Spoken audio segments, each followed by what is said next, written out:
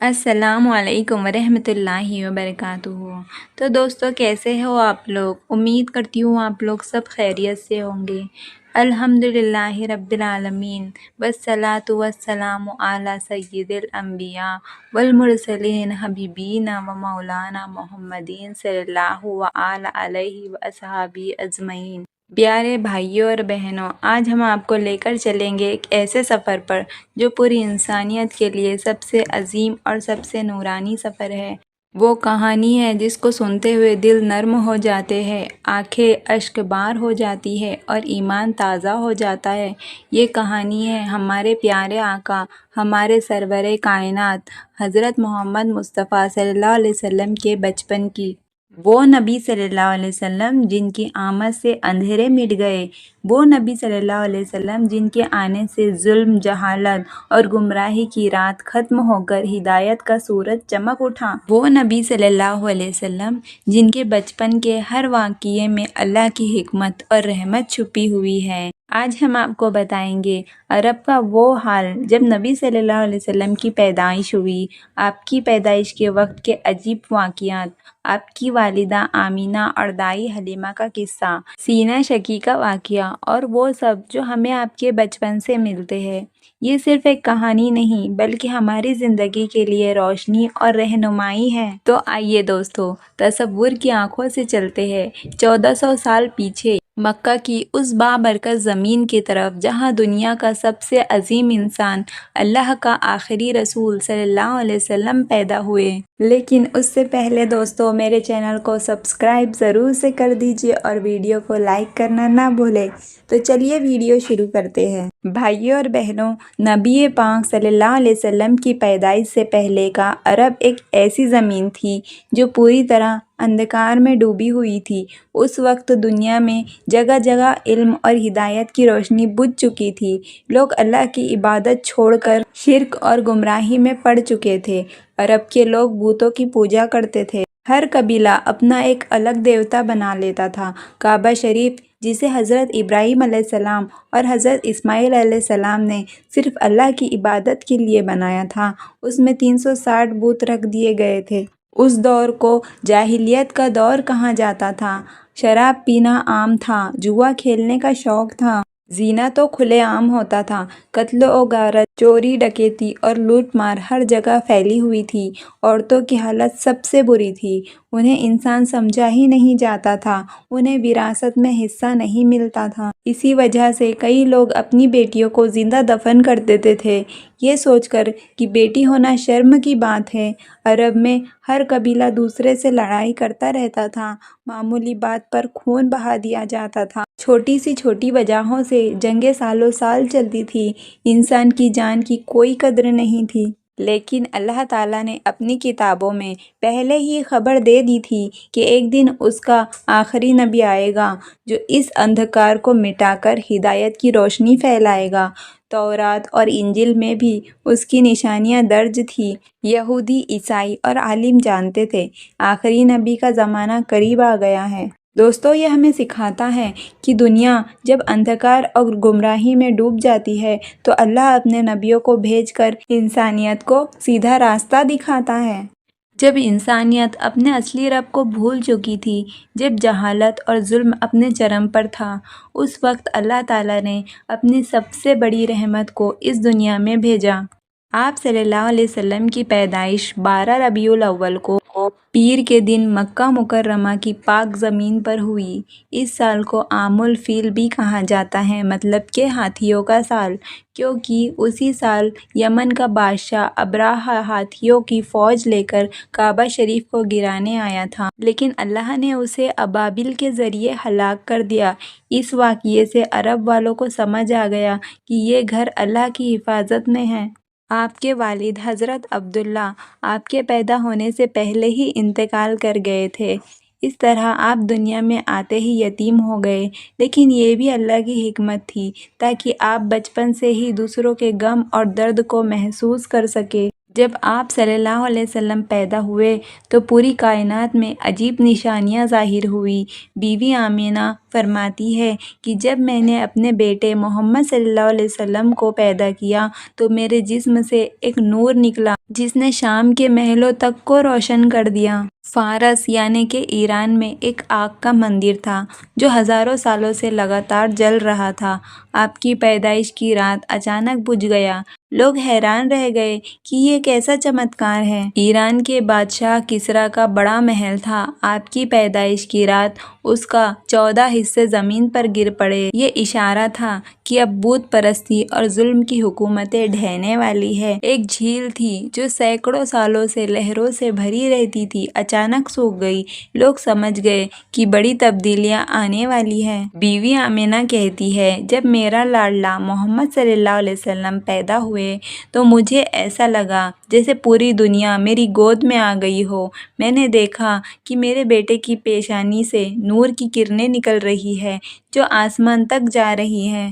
آپ کے دادا عبد المطلب نے آپ کا نام رکھا محمد صلی اللہ علیہ وسلم۔ یہ نام اس دور میں بہت ہی کم تھا کہ نہ کے برابر ہی تھا۔ محمد کا مطلب ہے جس کی خوب تعریف کی جائے، اور سچ مچ پوری دنیا آج تک آپ کے نور اور آپ کی اچھائی کی تعریف کرتی ہے۔ آپ کی پیدائش کی خوشی میں دادا نے بڑی دعوت کی۔ عقیقہ کے طور پر 2 بکروں کی قربانی دی۔ یہ پہلی بار تھا کہ محمد صلی اللہ علیہ وسلم کا ذکر پورے قبیلے میں ہوا اور لوگ آپ کو دیکھنے آئے۔ دوستو، آپ کی پیدائش ہمیں یہ سکھاتی ہے کہ اللہ کی رحمت ہمیشہ اندھیرے کے بعد آتی ہے۔ جب دنیا پوری طرح گمراہی میں ڈوب جائے تو اللہ اپنی ہدایت ضرور بھیجتا ہے۔ عرب کا ایک رواج تھا، جب کسی کے گھر میں بچہ پیدا ہوتا تو شہر کی عورتیں بچے کو دودھ پلانے اور پالنے کے لیے صحرا یعنی کہ ریگستان سے آتی۔ یہ اسی لیے کیا جاتا تھا کیونکہ صحرا کی ہوا صاف ہوتی تھی، وہاں کے لفظ صاف ستھرے ہوتے تھے، بچے صحت مند اور مضبوط بنتے تھے، اور بچہ قبیلے میں رہ کر اخلاق اور بہادری سیکھتا تھا۔ اسی وجہ سے بیوی آمینہ بھی چاہتی تھی کہ ان کا لاڈلا بیٹا محمد صلی اللہ علیہ وسلم کسی نیک اور سچی دائی کے گھر جائے۔ بنو سعد قبیلے کی عورتیں مکہ آئیں، ان میں حلیمہ سعدیہ بھی تھی۔ ان کا حال بہت تنگ دستی کا تھا، ان کی سواری بہت کمزور تھی، ان کی گود میں ایک بچہ بھی تھا جو بھوک سے روتا رہتا تھا۔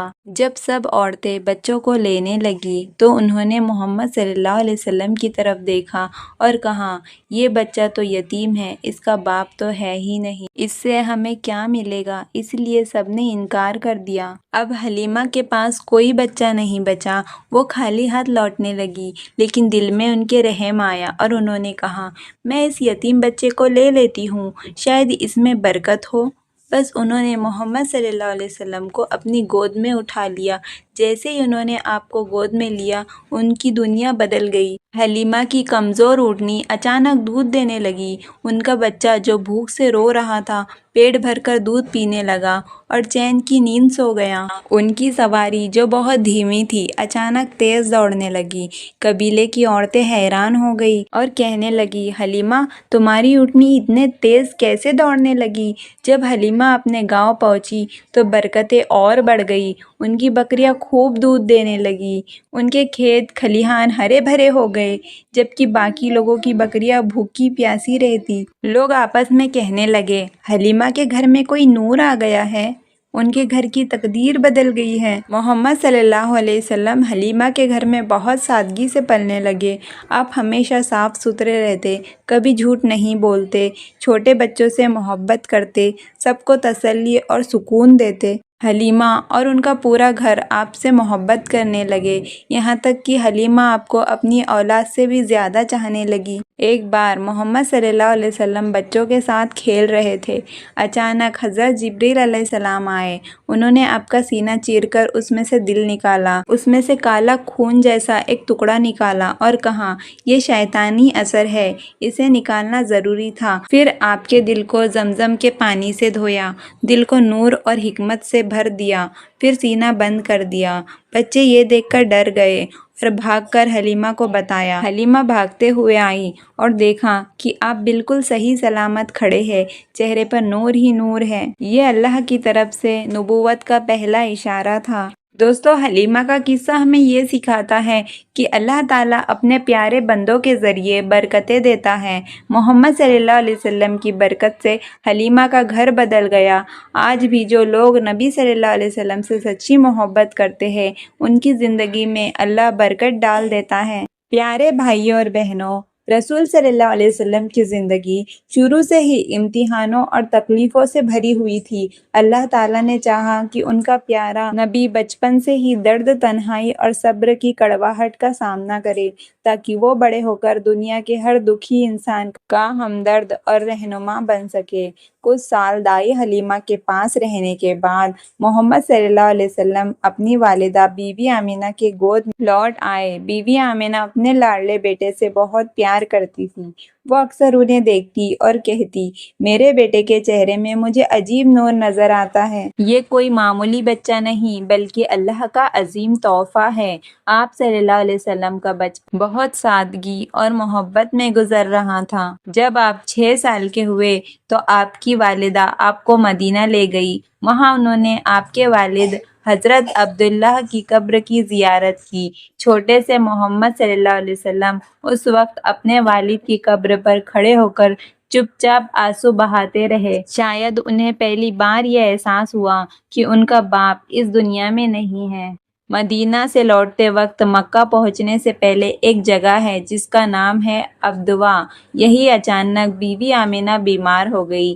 بیماری اتنی تیز تھی کہ کچھ ہی دنوں میں ان کا انتقال ہو گیا۔ ذرا سوچئے پیارے بھائیوں اور بہنوں، 6 سال کا معصوم بچہ جو پہلے ہی باپ سے محروم ہو چکا تھا، اب ماں کا سایہ بھی نہیں رہا۔ رسول اللہ صلی اللہ علیہ وسلم کی آنکھوں سے آنسو بہنے لگے، لیکن اسی وقت اللہ کی حفاظت ان کے ساتھ تھی۔ بی بی آمینہ کے انتقال کے بعد محمد صلی اللہ علیہ وسلم کو ان کے دادا عبد المطلب نے اپنی ذمہ داری میں لے لیا۔ عبد المطلب اس وقت مکہ کے سب سے عزت دار شخص تھے۔ وہ کعبہ کے خدمت گار تھے۔ انہوں نے اپنے پوتے کو سینے سے لگایا اور کہا، یہ بچہ میرے دل کا ٹکڑا ہے۔ وہ محمد صلی اللہ علیہ وسلم کو ہر جگہ اپنے ساتھ رکھتے، یہاں تک کہ کعبہ کے پاس جو فرش بچھایا جاتا تھا اس پر صرف مختار لوگ بیٹھتے تھے، لیکن عبد المطلب اپنے پوتے کو اسی فرش پر بیٹھاتے اور کہتے، میرا بیٹا بڑا ہو کر بہت اونچا مقام پائے گا۔ لیکن افسوس، جب محمد صلی اللہ علیہ وسلم صرف 8 سال کے ہوئے تو ان کے دادا عبد المطلب کا بھی انتقال ہو گیا۔ اب آپ دوسری بار سہارے سے محروم ہو گئے۔ 6 سال کی عمر میں ماں کا سایہ اڑ گیا اور 8 سال کی عمر میں دادا کا، لیکن ہر بار اللہ تعالیٰ نے کوئی نہ کوئی سہارا ضرور دیا۔ دادا کی وفات کے بعد ان کی وصیت کے مطابق محمد صلی اللہ علیہ وسلم کی پرورش کی ذمہ داری ان کے چاچا ابو طالب کے پاس آئی۔ ابو طالب غریب تھے لیکن دل کے بہت نرم اور رحم دل انسان تھے۔ انہوں نے محمد صلی اللہ علیہ وسلم سے بے حساب محبت کی، انہیں اپنے بچے سے بھی بڑھ کر چاہا۔ اب وہ ہر سفر میں انہیں اپنے ساتھ رکھتے اور ہمیشہ ان کی حفاظت کرتے۔ پیارے بھائیوں اور بہنوں، اس چیپٹر سے ہمیں یہ سبق ملتا ہے کہ اللہ اپنے پیارے بندوں کو چھوٹی عمر سے ہی امتحان میں ڈالتا ہے۔ مصیبتیں اور تنہائی انسان کو مضبوط بناتی ہے، اور سب سے اہم بات، اللہ کبھی بھی اپنے بندوں کو اکیلا نہیں چھوڑتا، ہر بار ایک سہارا ضرور دیتا ہے۔ دوستو، ویڈیو کیسے لگا مجھے کمنٹ میں ضرور بتانا، اور میرے چینل نور ہدایت کو سبسکرائب ضرور سے کر دینا۔ السلام علیکم ورحمۃ اللہ وبرکاتہ۔